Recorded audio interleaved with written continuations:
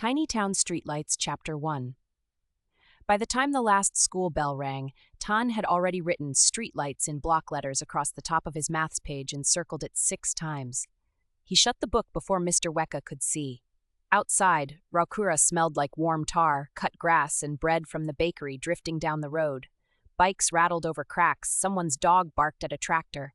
A screen door slammed 2 houses away, then squeaked after itself as if it regretted being dramatic. Tane stood beside the bike rack and squinted at lamp 4. That was not its real name. He had named them all anyway. Lamp 4 stood near Mrs. Peeney's fence, where her porch dog usually slept in a patch of dust by the gate. The dog was there now, but not sleeping. It sat stiffly with its ears up, staring at the lamp as if waiting for it to apologize. Bina came out of school carrying 3 books and an expression that suggested somebody nearby had already been foolish. "You look like you're about to make my afternoon worse," she said. "Only if I'm right." "That is never comforting." Tane pointed at lamp 4. "Watch tonight. I enjoy how little context you think other people need. It blinked wrong yesterday. They all blink wrong."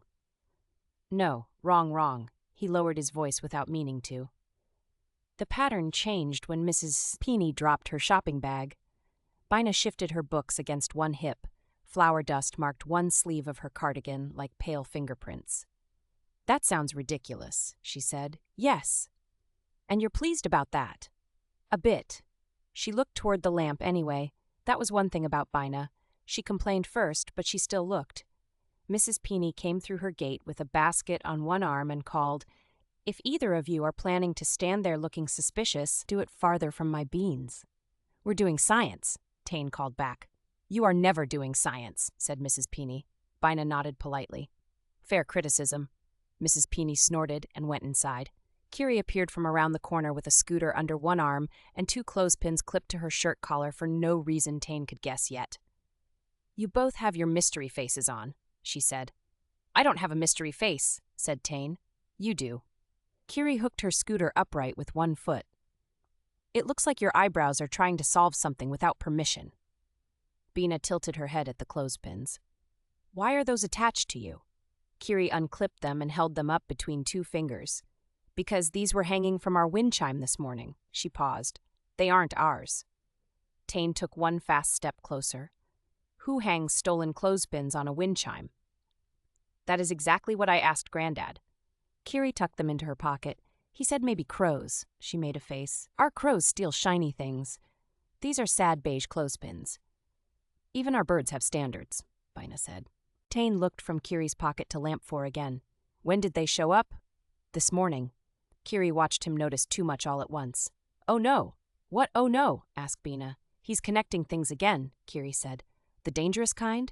The fast kind?" "It might be both," Tane admitted. He pointed down Main Road. "Come to the library after dinner." Bina sighed through her nose. That sentence has ruined many perfectly good evenings. "So that's yes?" "That is not yes." "It sounded shaped like yes." Kiri grinned. "I'll come if there are biscuits." "There might be old ones in my pocket." "That is less persuasive than you think," she said.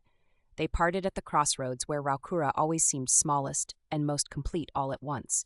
Grocery on one side, post office on another, library brick red behind its hedge, pond shining beyond rooftops like dropped sky. At dusk, Tane crouched behind Mrs. Peeney's rosemary bush with a notebook balanced on his knee and dirt soaking through both socks where he had knelt badly in damp grass earlier. From here he could see 3 lamps clearly.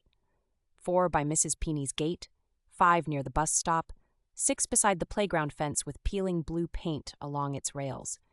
Children still shouted faintly down by Pond Path. Somewhere someone practiced trumpet notes, sound certain they sounded apologetic. Each time they rose into air then fell apart, again underpin darkening sky above town center. While dogs settled onto porches, a evening thickened around hedges, fences, chimneys, laundry lines, bicycles, left crooked against steps, mailboxes, shaped absurdly enough for comfort everywhere across tiny waiting Raukurit tonight, perhaps more than usual because even breezes eamed listening to closely near lamps. A pebble hit his shoe. He jumped hard enough to bite his tongue. Bina stood over him with folded arms. "You hide loudly," she said. "I wasn't hiding loudly before you assaulted me with geology." Kiri ducked under the rosemary branches behind her. "She brought evidence snacks, too," Kiri whispered. She held up half a paper bag from bakery downstairs below their flat, smelling strongly of cinnamon twists, warm enough still that sugar stuck lightly along seam edges, despite cooling evening air settling around them, now beneath blinking lamps beginning their old peculiar work across town center, just as first stars showed thinly overhead. Tane grabbed his own thoughts before they ran away again. Sentence by sentence felt safer tonight somehow, though he would never say why. Aloud here, crouched among rosemary stems, while brass-bellied streetlights clicked awake outside bushes close enough almost touch. Lamp 5 glowed once long bright gold near bus stop bench empty except abandoned newspaper lifting slightly whenever breeze passed underneath edge, though air otherwise calm. Then darkened abruptly while lamp 6 stuttered twice quick beside playground swings, moving just barely as if nudged after children gone home early, or perhaps pushed by memory alone because chains gave small metallic tick each time seat drifted back toward rest position beneath gathering fog creeping low off pond path. Then lamp 4 flashed. Once. Twice quick. Dark. Once long. 3 short bursts together so neat that even Bina stopped chewing. "All right," she said quietly. "That is rude." "Told you," Tane scribbled furiously. "No." Bina leaned closer until flower-smudged sleeve brushed, rosemary leaves scented sharp green between them, all hidden there, watching impossible municipal behavior unfold. 5 yards away, beyond Beansteak's gate latch sleeping porch dog, who absolutely was not asleep anymore because every muscle in its back had tightened beneath patchy brown fur, while eyes fixed, unblinking upon lamp glass, belly pulsing coated light into deepening mist. No faulty wiring does punctuation like that. Kirillikid sugar off on thumb slowly while studying sequence reflected weakly within window pane opposite street where curtains twitched once, then stilled when whoever watched decided better of being seen watching children watch lamps. Instead tonight outside house fronts lined close together.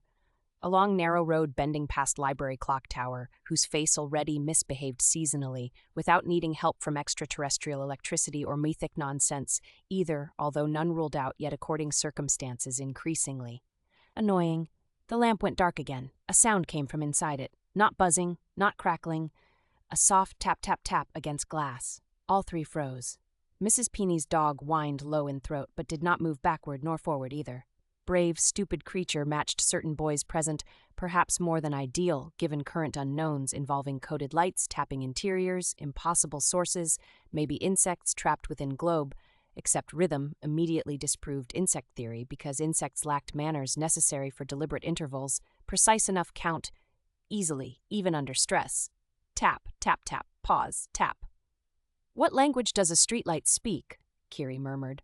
"The municipal sort?" Tan whispered back automatically, though, mouth dry now, fear arriving sideways, exactly as usual making jokes, first before sense caught up properly inside, chest tightening against ribs sharper each second since taps began sounding less mechanical, more intentional, disturbingly a kink knuckles, testing whether anyone listened outside iron shell, older than grandparents, probably older than sensible maintenance schedules, certainly older than excuses adults used whenever asked why patterns changed, only during fogger storms or Tuesdays nobody liked.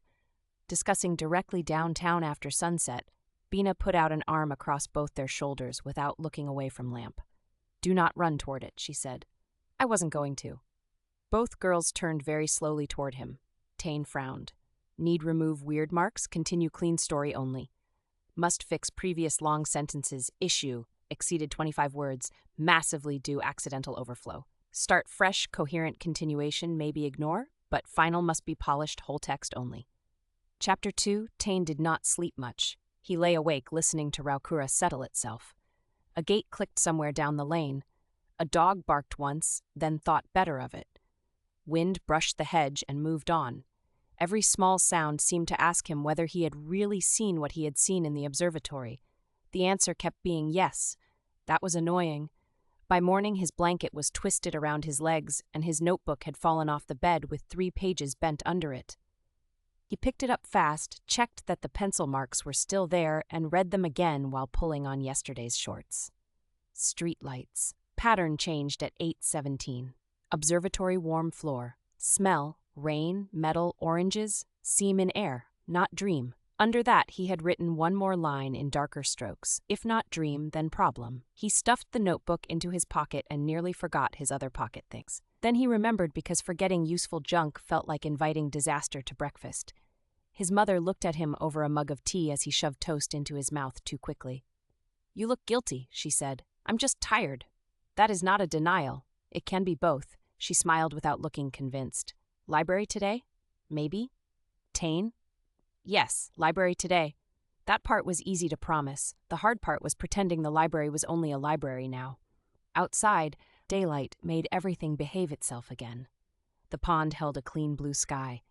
Mrs. Peeney's porch dog slept with its nose tucked under one paw as if night had never happened at all. The bakery smell drifted warm across town and wrapped around corners like good news. It almost worked on him. Then he passed the lamp by the bus stop and stopped dead beside it. Someone had tied string around its iron post in 3 neat loops. Not ordinary knotting either. It looked deliberate, measured. At ankle height hung a teaspoon on red thread, turning slowly in morning air. Tane stared at it so hard his eyes watered slightly from not blinking enough. A teaspoon should have been in somebody's drawer with crumbs stuck to it from bad washing-up habits. It should not have been hanging from a streetlight like an offering or an experiment, or both together having an argument. He touched it with one finger. Cold metal tapped softly against the post twice, then once more after a pause that felt familiar, for reasons he did not enjoy yet understanding fully. 2 quick taps, 1 delayed tap. The lamp above him stayed dark in full day, but Tane stepped back anyway. "Well," he muttered to nobody visible, "that is rude." "Talking to cutlery now?" Bina stood across the road with flour on one sleeve and her satchel buckled shut so tightly it looked offended by disorder itself. She crossed toward him without hurrying, because Bina believed hurrying gave nonsense too much respect too early. "That," Tane said, pointing upward, "wasn't there yesterday." Bina looked at the spoon first, then at the string loops around the post, then at Tane's face, doing too many thoughts at once. "No," she said calmly. "And before you say anything dramatic, let me note that teaspoons do occasionally travel through human error." "Onto streetlights?" "Rarely well." She tilted her head up again. "Who ties knots like that?" "That is exactly my question." "No." Bina folded her arms. "Your exact question is probably something unhelpful like whether moon thieves need tableware for antennae." Tane hesitated half a second too long. "Oh no," Bina said flatly. "You did think something close to that." "I thought signal device first." He frowned up at it again. "Then maybe marker." "For whom?" "I don't know yet." He lowered his voice even though nobody else stood nearby. "But I saw something last night." Bina watched him carefully now. That was worse than laughing. She only got this quiet when she suspected facts might actually exist beneath whatever came out of his mouth next. "If this is about the lamps are definitely talking campaign," she said, "I'd like history to show I objected before breakfast." "It isn't about before breakfast, it's about behind the library." Her eyebrows moved, then stopped. "The observatory? Yes. You went inside alone?" "Yes. That was stupid." "Yes," he nodded impatiently. "Can we stay focused?" "It also may have been important." Bina glanced once up and down Main Road. Adults moved in ordinary ways. Mrs. Hemme loaded crates outside the grocer. A bike clattered past. The world kept acting normal out of sheer nerve. "What did you see?" she asked quietly. Tane took out his notebook. He showed her only enough for proof. The page shook slightly because apparently hands enjoyed betraying people when they wanted dignity most. Bina read fast. Her mouth tightened by tiny degrees as she reached seam in air. "Not dream." She handed it back without comment for 2 breaths. "You wrote oranges?" she said finally. "There were other smells too. But yes, oranges. That isn't my main point." "No, it's just odd enough that I believe you noticed it honestly." She looked back up at the spoon. "And this appeared after your impossible observatory event." "So will you help?" Bina exhaled through her nose. That usually meant yes, wearing grumpy clothing. "First, we get evidence. Second, we do not yank random objects off public infrastructure until we know whether they explode, sing, melt time, nothing dramatic." "They won't melt time," Tane said automatically, then paused. "Probably. Thank you for making me feel worse properly." She set down her satchel, opened one side pocket, took out a folded ruler, a stub of chalk, and 2 hairpins. Tane never knew how many emergency items Bina carried, and found this deeply reassuring despite himself. Stand still. If anyone asks, we are measuring vandalism responsibly. We aren't measuring vandalism responsibly, Tane whispered. We are if adults appear. She climbed onto the low curb ledge, reached higher than seemed likely, and hooked one hairpin through part of the knot. She did not untie anything. She simply lifted one loop enough for them both to see underneath. There, on greened brass below eye level, someone had scratched 3 tiny marks into old tarnish. Dot, line, dot. Tane sucked in breath. Bina dropped lightly back down. That could mean anything, she said. It could mean pattern. It could mean bored person with sharp nail. It matches last night's blink near your bakery corner. 2 short, 1 long, 1 short after pause. Bina gave him such an unimpressed look that another person might have wilted. He merely adjusted posture slightly. You hear yourself? She asked. Yes, and I sound right near parts of me. That sentence should be illegal. But she glanced toward town center, already thinking ahead. He recognized it. The shift. There went skepticism changing shape into investigation while refusing applause. Kiri arrived before either of them decided what came next. She came along Pond Road swinging a length of blue ribbon from one hand and slowed when she saw their faces tip toward trouble instead of school-like intentions. Oh, good, Kiri called. That expression means either mystery or constipation. I'm hoping mystery because I brought ribbon, but no sympathy. Tiny theft, Tane blurted. We don't know theft yet, Bina corrected. Kiri joined them under lamp lightless against sun. She spotted spoon instantly, then laughed once in disbelief rather than amusement. Well, that saves time. Does anyone want to explain why cutlery has gone vertical? Tane started speaking. Bina started correcting. They collided halfway through seams, string patterns, the observatory door, and possible signaling. Kiri listened without interrupting, which meant every word would return later sharpened into useful shape. When they finished, she put hands on hips. So let me sort this. You broke into somewhere damp and haunted looking? It wasn't broken into if door opened. Tidy distinction. Well done. You saw impossible sky machinery. Yes. And now there is someone else's teaspoon hanging from Mr. Rua's bus stop lamp like it's waiting for instructions. Yes, Kiri nodded thoughtfully. Fine, I hate all of that equally. Bina pointed gently upward. Notice scratches below knot, dot, line, dot. We need context before theories breed further. They've already bred, Kiri said. Look at Tane's face. He has 6 baby theories chewing holes through reason right now. I have 4 strong ones.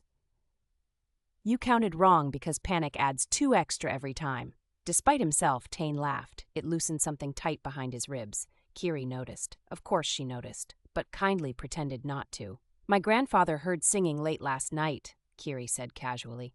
Both turned toward her. What kind? Bina asked immediately. The kind he'd deny hearing by daylight. He told Mrs. Peeny some fool left radio static near her fence. Afterward, he checked our shed lock twice. So, not radio static, probably. Kiri twirled ribbon, round fingers. Also, Mrs. Doyle came by for mending thread this morning. Her best teaspoons are missing. 4, just 4, not silver. Good everyday ones, with blue flowers on handles. Tane stared. 4, 1 here. Maybe 3 elsewhere, or someone took 5 different spoons because criminals rarely coordinate decor. This matters, Bina said sharply, already reaching for notebook. This time, Kiri produced one first, a small green pad covered with slanting writing. Bina looked annoyed for half a second, then approving, despite herself again. I wrote names before leaving home, Kiri said smugly. You're welcome. You anticipated theft? I anticipated weirdness. Once weirdness starts, it gets ideas. They walked together toward Mrs. Doyle's cottage because standing under evidence forever would only make them obvious. At least walking made them look purposeful instead of suspicious. Children carrying notebooks often passed as errands if they kept faces serious enough. The trick was seriousness without guilt. Tane managed perhaps half correctly. Mrs. Doyle answered after their second knock. She wore gardening gloves, though no dirt marked them. Her smile arrived late to cover worry already sitting there. Kia ora, loves. What have you broken? Nothing yet, Kiri said brightly. We heard some spoons wandered off. Mrs. Doyle snorted despite herself. Wandered. Stealing sounds ruder, but yes. 4 gone since supper. Yesterday they were washed. Today empty slot. Any window open? Bina asked. No. Back door? Locked? Anyone visiting? Mrs. Doyle hesitated just long enough for Kiri to notice first. Only Nico delivering eggs early, but Nico doesn't steal spoons unless hens have become very refined. Kiri leaned against doorframe, easy as weather. Did anything else seem strange? Mrs. Doyle rubbed thumb over glove seam. Well, now you'll laugh. I thought someone breathed near pantry shelf after midnight, soft little foggy breath, like winter indoors. When I lit hall lamp, nothing there but kettle ticking. And smell. She frowned harder. Like wet stones after rain, and peppermint. Somebody tell me that's mice so I can keep my dignity. Mice usually lack peppermint manners, Tane said before stopping himself. To his surprise, Mrs. Doyle chuckled. For an instant, fear shrank. Enough room existed around truth again. That mattered. More than adults guessed sometimes. People talked better when laughter cracked, worry opened just slightly. Kiri asked, "Could we see where they were kept?" Inside, the kitchen smelled warmly ordinary. Toast rack, blue jar, crooked calendar, cat asleep on chair cushion as if guarding nothing useful. On drawer tray lay 4 empty spaces between forks and larger serving spoons. Bare wood gleamed where handles used to rest. Oddly clean, oddly recent. Bina crouched beside drawer, no dust disturbed, no pry marks, no childish mess. Left side held faint dampness, though sink stood dry. She touched fingertip there, sniffed. Peppermint indeed. Underneath lurked another scent, cooler, stranger, sea salt maybe, or stone cellars far underground. Wherever such places belonged, it wasn't Raukura kitchens. Tane felt skin rise along arms. In daylight. Stronger somehow, because daylight ought chapter 3. By the next evening, the clothespins had become a town problem. Not a big town problem, not a fire or flood or escaped bull kind of problem, a smaller one. Worse in its own way. People kept finding things where they did not belong. 3 teaspoons turned up in the church hedge. A bicycle bell sat on top of the bakery sign. Somebody's blue button was pressed into the mud by the pond, neat as if planted there. Mrs. Peeny found her missing measuring tape looped around her porch dog like a sash. The dog looked proud of it. Adults laughed first. They always did that when something made no sense, but had not yet broken anything expensive. Children, said Mr. Vaca at the grocery, though he sounded unconvinced. Wind, said old Mrs. Hallowell, even while staring at her own missing ladle hanging from the branch of a plum tree. Birds are getting ambitious, said Bina's mother downstairs in the bakery, brushing flour off her hands. Tane heard all this while pretending to buy 2 buns and not information. They are not bird items, he said. Bina handed him 1 bun and narrowed her eyes. That is your argument? It is an excellent argument. It is a sentence. Kiri leaned against the counter and bit into hers. He means birds do not usually steal measuring tape with emotional purpose. The dog did look smug, Tane admitted. Bina reached under the till for a notebook so small it seemed annoyed to exist. She flipped it open with 1 thumb. List them again, she said. You already wrote them down. I want to hear if you change any details while excited. That sounds unfair. That sounds accurate. Tane swallowed half his bun too fast and coughed sugar onto his sleeve. Kiri thumped his back once, hard enough to count as friendship, only because she was smiling when she did it. Teaspoons, Bina said, pencil ready. In church hedge. 3? Yes. Bell on bakery sign. Yes. Blue button by pond. Yes. Measuring tape on heroic porch dog. He was extremely pleased with himself, Kiri said. That is not evidence, Bina replied. It is character evidence. The bell over the bakery door jingled again. Mrs. Peeny came in carrying a paper bag and looking offended by reality itself. If either of you girls has taken up practical jokes, she announced, I would like advance warning next time. We prefer mysteries with planning, Kiri said brightly. What went missing now? Asked Bina before Tane could speak too soon and ruin everything by sounding eager. Mrs. Peeny set down her bag. My sieve, Tane straightened. The kitchen one? No, my ceremonial moon sieve. She gave him a look sharp enough to peel paint. Yes, Tane, the kitchen one. Bina's pencil moved fast. When did you last see it? This afternoon after washing up. Mrs. Peeny folded her arms. And before you ask, I checked properly this time. It isn't under another bowl? I am old, not decorative. Kiri hid a grin behind both hands. Mrs. Peeny sniffed toward Tane. And stopped looking delighted about it. I'm not delighted. He paused. I'm concerned in an interested way. That face says otherwise, Bina muttered without looking up. Mrs. Peeny took her bread and left, still grumbling about civilization collapsing through drawers first and governments second. The bell jingled shut behind her. Tane put both palms on the counter. "This is connected to lamp 4. Bina closed the notebook halfway but kept one finger inside it, like a threat marker. "You say that about everything now." "No, I don't." "You absolutely do." Kiri tilted her head toward him. "To be fair, this time he might be right." Bina sighed through her nose. "Hatefully possible." She tapped pencil against paper 3 times. "So explain without sounding dramatic for once." Tane tried very hard for 2 whole seconds. The blinking changed first. "Yes." And then clothespins appeared where they shouldn't. "Yes." And now ordinary things keep moving around town. "That part we noticed because we live here," Bina said dryly. He ignored that because momentum mattered more than dignity just then. "What if someone is coming through?" Kiri glanced toward the window at dusk thickening over Main Road. "Through what?" He lowered his voice anyway, though nobody nearby cared except maybe 2 loaves cooling on racks behind them. "The observatory." For once, neither girl answered immediately. That felt important enough to make Tane wish he had spoken slower so he could enjoy being right-looking for longer than half a breath. Bina broke first. "We have never been inside." "We've been near it," Kiri corrected. "There's ivy near it and hedges near it," Bina shot back. "That does not count as knowing what happens there." "But you think something happens there," Tane said quickly. Her mouth tightened. "I think Raukura has bad habits after dark." Kiri brushed crumbs from the counter into neat little lines with one finger. "My grandfather says lights can talk if their wiring gets lonely enough." "That is nonsense," Bina said. "He also says kettles sulk." "They do sulk," Tane put in helpfully. Bina stared at both of them until silence became embarrassed all by itself. Then she reopened the notebook fully. "All right," she said. "We test your ridiculous idea before I reject it properly."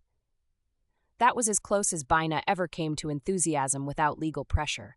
They waited until full dark settled over Raukura like ink watered thin across paper.